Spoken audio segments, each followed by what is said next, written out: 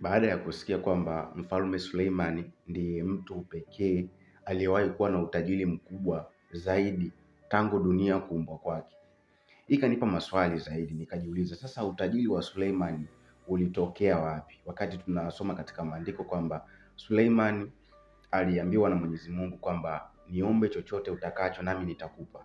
Suleiman akamwomba Mungu hekima na maarifa, hekima ya kuwaongoza watu waliokuwa wanawaongoza, kwamba yeye Mwenyezi Mungu, ninaomba unipatie hekima na maarifa.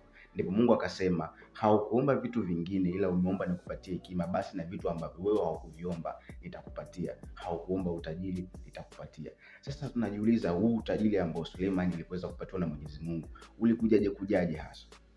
Hii ikanipa shauku ya kutaka kujua zaidi. Nikaenda katika maandiko, katika kitabu cha Wafalme kwenda kusoma zaidi. Ilikuwaje Suleiman akapata utajiri alioupata? Kumbuka Suleiman aliomba hekima na maarifa. Sasa kuna kitu cha kujifunza hapa. Baada ya Suleiman kuomba hekima na maarifa, utajiri wake ulikuja vipi sasa? Je, Mungu alimwangushia dhahabu kutoka mbinguni, au alituma watu waje wampe for free, au ilikuwaje hasa? Let's go. Baada ya Suleiman kupewa hekima na maarifa, utajiri wake ulikuja hivi. Baada ya Suleiman kupewa hekima na maarifa na Mwenyezi Mungu, akaanza kuongoza watu wake kwa hekima kubwa aliyokuwa nayo na maarifa makubwa aliyokuwa nayo. Uongozi wake ukawa ni uongozi wenye kutamanika na viongozi wengine kwa mataifa mengine. Kwa hiyo utajiri wake ukaja kwa namna hii. Viongozi wa mataifa mengine wakaanza kuhitaji kuwa kama Suleiman, kuwa na hekima kama alionayo, hekima ya uongozi kama alionayo Suleiman. Sasa ikabidi waanze kuja kwa Suleiman kufundishwa hekima na maarifa alivyokuwa navyo Suleiman. Na Suleiman alivyokuwa anawafundisha wale viongozi wa mataifa mengine, walikuwa wanamlipa. Walikuwa wanakuja na dhahabu nyingi, fedha nyingi, mali nyingi kumlipa Suleiman awafundishe kile anachokijua katika kuongoza watu wake. Kwa hiyo wateja wa Suleiman walikuwa ni viongozi wa mataifa mengine na matajiri kutoka mataifa mengine, kwa wakawa wanamlipa Suleiman dhahabu nyingi, madini mengi, mali nyingi. Suleiman anawafundisha. Hii ndio namna ambavyo Suleiman aliweza kukusanya utajiri ambao mpaka leo hii hakuna mtu aliyeweza kufikia. Sasa kutoka katika kisa hiki cha Suleiman kuna principle tatu ambazo unaweza kuzitumia wewe pia leo hii kwenye maisha yako na ukayatransform maisha yako. Tunaona kitu cha kwanza kwa Suleiman ni kwamba alipewa maarifa na hekima na Mwenyezi Mungu. Kwa hiyo principle ya kwanza ni kwamba you have to learn. Wewe sasa kama unataka kutransform maisha yako, lazima ujifunze ujuzi fulani, pata maarifa fulani, jua namna kitu fulani kinavyofanyika. Inawezekana ni kazi fulani ukajua namna inavyofanyika, au kitu fulani namna kinavyofanyika. You have to learn. Hatua ya kwanza, pata maarifa.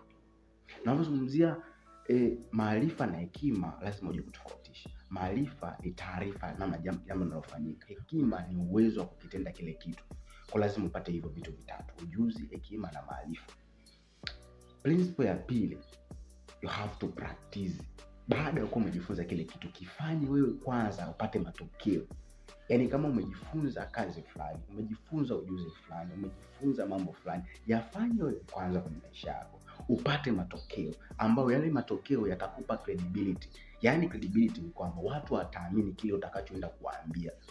Watu wataamini umekuwa expert katika jambo fulani kwa sababu umejifunza na umefanya matokeo yanaonekana.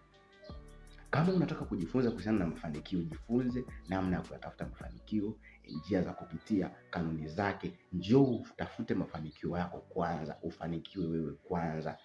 Mafanikio yaonekane kwenye maisha yako kwanza, upate credibility. Principle ya tatu, teach other people. Sasa baada ya kuwa umeshajifunza kitu, umekiishi, umekitenda, kimekupa matokeo na umegain credibility, hatua inayofuata au principle inayofuata ni kuwafundisha watu wengine. Watu wakishaona kile kitu ambacho umejifunza tayari kimekupa matokeo kwenye maisha yako, ni kwamba watakuamini wewe uwafundishe, kwa sababu wanaamini wewe kile kitu umekuwa expert.